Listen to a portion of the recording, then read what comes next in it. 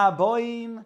Welcome everyone. We're about to begin Be'ezras Hashem together. Daf Samich Dalid Amud Beis. 5 lines from the top. After the Gemara discussed the distinction between Shasui and Shikur, somebody who drinks but he can still speak before the Melech, he should not daven, but b'di'evet, his tefillah is a good tefillah. However, a person who is Shikur, he drinks to the point where he cannot speak before the Melech, even b'di'evet, his tefillah is considered to be a to'eva, an abomination. The Gemara now speaks about the person who may drink, what is the ramifications, and how does a person then sober himself up from that drinking. Says the Gemara, Omar Rami bar Abe derech mil v'sheina kol shehu.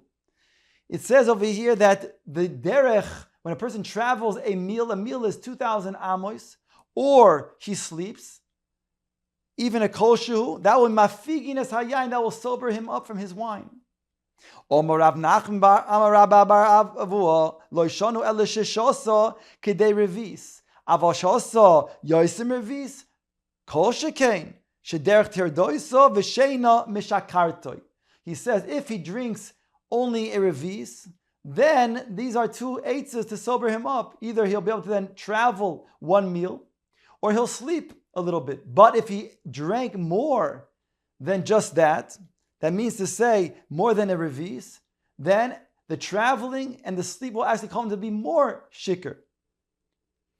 V'derech mil mefiges hayayin. The Gemara now questions this. Is it so that a person who drinks a revis, when he travels just a meal, 2,000 amos, that will sober him up? V'hatanya, behold, it says in the following brayso, Maise me Rabban Gamliel shaya roichev al achamor. Rabban Gamliel was riding on a donkey. V'hoya mahalech me Akko liksiv, and he was going from Akko to the place called Kiziv. V'haya Rabbi Eloi mahalech acharov, and Rabbi Eloi, his Talmud, was traveling behind him. Motza gluskin baderech. Rabban Gamliel identified some loaves of bread on the ground. Omar Loi Eloi. Toil gluskin minaderech. He said to Rabbi Eloi, pick up the loaves from the ground. Motza nachri echad. They came and encountered a nachri, a Gentile. Omar Loi. Rabbi Gamliel said to him, Mabgoi tol gluskin halolu mi Eloi. He said, Mavgoi, he called him by his name, take the loaves of bread and give it, and take it from Eloi, from my Talmud. Nitfal lo Rabbi Eloi. Subsequently, Rabbi Eloi, he wanted to then understand, how does Rabbi Gamliel know the name of this Gentile? So he then wanted to then get close to him and ask him. Omar lo, he said to him, Mehechen ato. He wanted to then inquire about him. From where are you? Omar loi me'ayoro shel Burganin. I'm from the cities of Burganin, he said. Umay shmecha, what is your name? Mi bagoi shamoni. He says, my name is Bagoi. Klum hikircha Rabbi Gamliel me'olam. Did you not know Rabbi Gamliel from before? Did you ever meet him before? Thinking that after all, Rabbi Gamliel knew his name. Omar loi lav. The guy said, no, I never met him before in my life.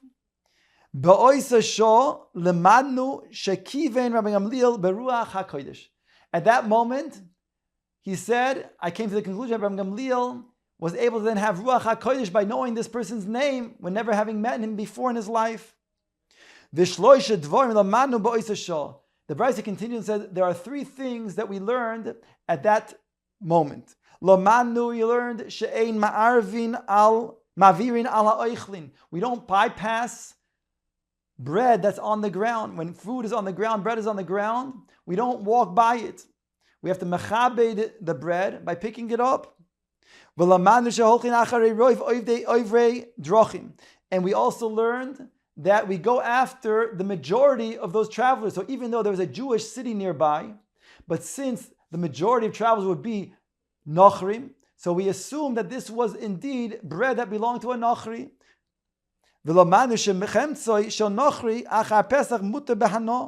And we also learned that the chametz after Pesach is not only is actually mutter behana, and therefore he was able to then give it to the Nachri and have toivas hana.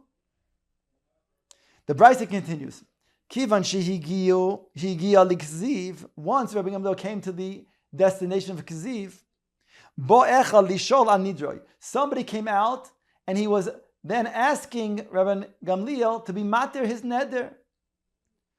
Omar leze she'imoy. Rabbi Gamliel turned to Rabbi Eloi, who was with him, and he said, Klum shasinu merviz yain eitalki. Did we not drink a revis of Italian wine? Omar loy hein. Rabbi Eloi said, we did indeed. Im kain, says Rabbi Gamliel, if that's so, yitayal achareinu asher yafig yanenu.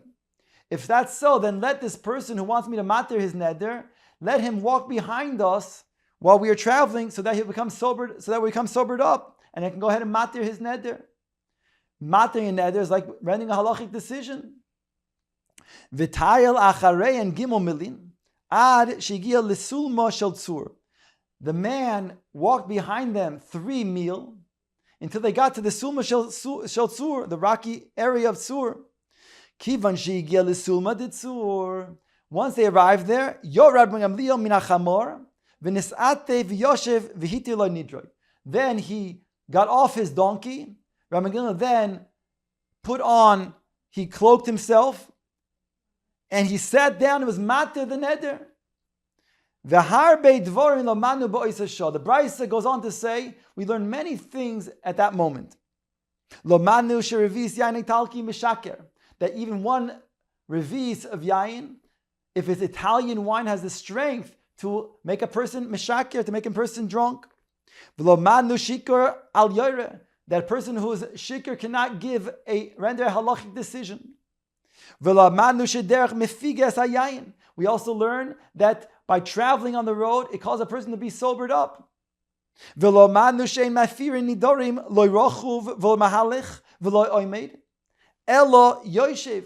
learn that when a chacham is going to matir a neder, he cannot do so when he is sitting on the donkey, when he is traveling, or when he is standing.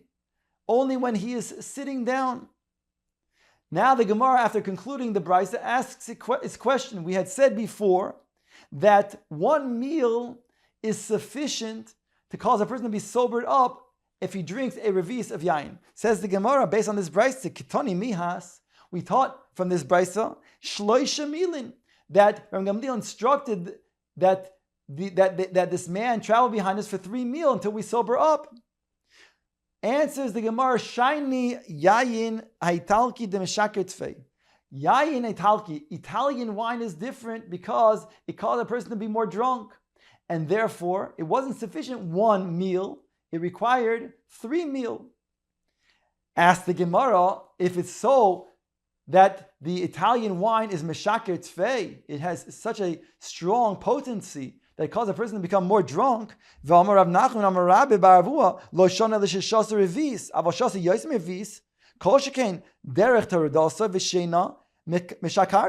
We said before that if a person drinks a revis of yayin, then the meal of traveling is sufficient to sober him up. But if he drinks more than a revis, then the traveling will actually cause him to be more drunk. So if you're telling me that the Italian wine is so strong, that it's stronger than just a regular revis, then when a person travels, even 1 meal, it shouldn't be sufficient. So therefore, indeed, why over here is it going to be considered to be something that was enough? Sorry, if you're saying that it was such a strong wine, then the fact that they traveled three meal behind them, 3 meal would not be sufficient because it would cause them to be more mishaker, because it's stronger, like more of a revis of yayin. Answer the Gemara, Rochuv Shiny. Since they are riding on a donkey, that's different, and therefore they needed 3 meal in order to then sober themselves up. Says the Gemara, Hashta the Osis Lahachi. Now that you come to say this, that Shiny Rochuv, when a person is riding, it's different. Then L'Rami Baruch Abba Nami Lo Kasha. What Rami Baruch Abba said before is not going to be a difficulty. The fact that Rami Baruch Abba said that 1 meal is enough to sober a person up, that he's talking about when a person travels by foot. But over here, since they were sitting on a donkey, then it's different. Then you need 3 meals, so it's not a kasha. Now, ask the Gemara on another statement that we made before in the Brisa. Eini, is it so? V'homar Rav Nachman. Rav Nachman said, Mefirin idorim bein mahalach bein oimed bein rochuv. So why did it say Rav Gamliel had to then go ahead and come down from the donkey in order to then sit down to be matir the neder? Hare, we have a statement that was made that indeed one who's made for a neder can do so standing, sitting on a donkey, as well as walking. So why did Rabbi Gamliel have to go down and sit down in order to be matir the neder? Answers Gemara Tanoi, it's a machloikis tanoim. There's a machloikis when a person is matir the neder. Does he have to find a reason behind why the person would not have made the neder if indeed he knew that reason?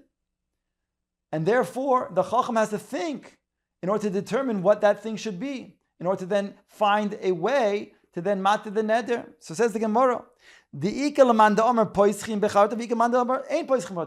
an opinion amongst the Tanoim that the chacham has to find a reason that had the person known, he would not made the neder. Only then he's able to matir the neder. So therefore, Rabbi Gamliel holds, he's that Tana. He holds like a person has to then go ahead and poisim becharota. That's why he had to come down from the donkey and sit down. So he had yishuv das in order to then go ahead and matir the neder. Whereas the other Tana holds, and this is what the statement that Rav Nachman had made, that ain't poischim becharota, that you don't have to then find a reason behind why he wouldn't make it the neder. You can just go ahead and matir the neder and say that he wouldn't want to do it. He wouldn't want to do it, and he has charot. That's enough. So therefore, that's not a kasha. The Gemara now proves that the Rabbi Yochanan said, "My posach le Rabbi Gamliel lahu gavra." What did Rabbi Gamliel say? How was he matir the neder to this gavra? He said the following pasuk. The pasuk says, "Yesh boite kimad kurois chorev." There's somebody who can express himself sharp like the piercing of a sword. V'loshen chachamim marpe, and the language, the tongue of the Chachamim is healing. That's the Pashut Pshat, that the Chachamim speak kindly, and therefore they have a tongue that is healing, as opposed to somebody who's sharp with his tongue and can then cause a person to be pierced with his oinas dvarim. So now Rabbi Yochanan now says the following drasha that Rabbi Gamliel then used: Kol haboite, all who express themselves, roy ledoikro becherev, all those who express themselves with a neder are fitting to be pierced by a sword. Ella sheloshen chachamim marpe, but says that Rabbi Yochanan, the name of Rabbi Gamliel, but the chachamim's tongue is able to find a way to be matir the neder. In other words, Rabbi Yochanan holds like this opinion that says that you have to be poischim becharota to find the reason why the person would not have made the neder. Had he known about this reason, he wouldn't have made the neder. So therefore, this is the loshen of the chacham that is marpe. Omar Mar, the Gemara had said before in the Brisa, ein ma'avirin ala oichlin. One cannot bypass, he cannot pass over the food. Omar Rami Yochanan mishum Rabbi Shimon bar Yochai lo yishanu elo b'doros harishonim she'ein b'nois Yisrael prutzois b'kshofim. Aval b'doros ha'achroin she'b'nois Yisrael prutzim b'kshofim ma'avirin. He makes the following statement. He says that when is this true? That's in earlier generations, when the Bnei Yisrael were not involved with witchcraft, with sorcery. Then we can go ahead and say a person should not be ma'avirin ala oichlin, should pick up the bread. But in the later generations, when the Bnei Yisrael were using sorcery, then you should go ahead and pass by and don't pick up the bread. Ask the Gemara, Amar le Rav Asi, Rav Ashi, va'apsisin loy avdon. Sorry, I skipped over the past phrase. Tana, it states, shleimin ma'avirim, psichin e ma'avirim. The Gemara brings a brisa that teaches us distinction. When the bread is shalem, when it's full, it's complete loaf of bread, then we say you should be ma'avirim. Because then sorcery could have been attached to this bread. It would be dangerous. It would have tumah on it. Whereas, when it is petitim, when it's pieces, then ein ma'avirim. fakert, the opposite. Yeah, and then petitin, if it's pieces, then we say, ein ma'avirin, you should go ahead and pick it up because sorcery will not be used on pieces of bread, only on shleimin. Ask the Gemara, Amar le Rav Asi le Rav Ashi, va'aptitin loy avdon. Did they not do sorcery with ptitin, with pieces of bread? V'aksiv, behold, it says in the following pasuk, v'techalelena oisi el ami. Hashem says to Klal Yisrael, you have profaned me to my people, referring to the sorcerers. You sorcerers have profaned me to my people. Bishali sa'arin upetite lechem. With handfuls of barley and pieces of bread. That means that the sorcerers l'char were using sorcery on pieces of bread. Answers the Gemara, Hasom the shakli ba'agraihu. They didn't use sorcery by putting sorcery on the bread that were pieces of bread. That they only did with shleimim, as the Gemara said before. This, what it says in the pasuk, is referring to the fact that they were using the wages for their sorcery with pieces of bread. On that, Kadosh Baruch Hu is toveya from them and saying, woe to you who are profaning me to my people, those who are then taking even pieces of bread for their wages to do sorcery.